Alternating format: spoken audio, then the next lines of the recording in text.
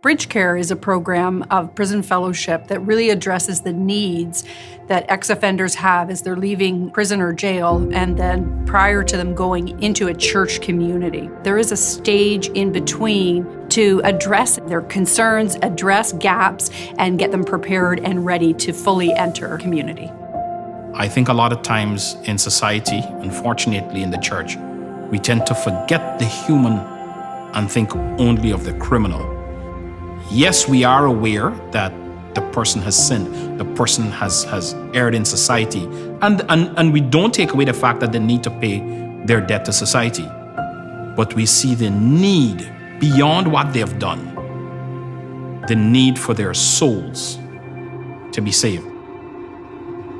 When I was 23 years old, I found myself in an altercation at a bar where I was kept carrying a weapon, and I ended up stabbing a gentleman 9 times in the chest. Immediately at the scene, he was declared dead, and they were charging me initially with second-degree murder.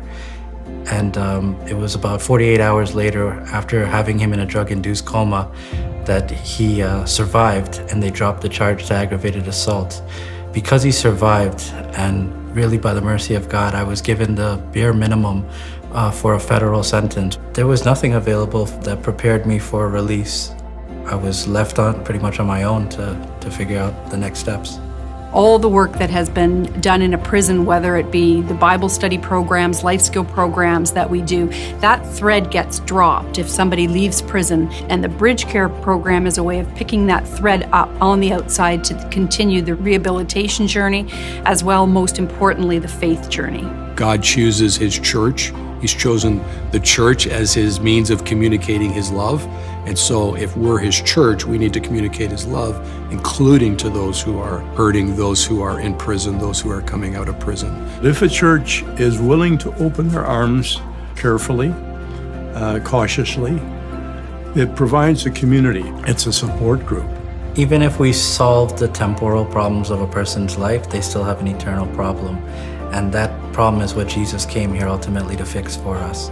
If the church has true compassion for all humanity, not just the selected few that dress good, look good, and smell good, we would not have enough space in church, because I'm telling you, these guys are hungry. They really want a community.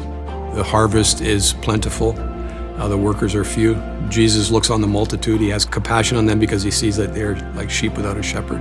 The Good Samaritan is a great narrative that explains what's going on in this ministry, in that you have to make a decision to cross the road and engage with someone who you may regard as an enemy, you may regard as being hostile to you. It's certainly the other.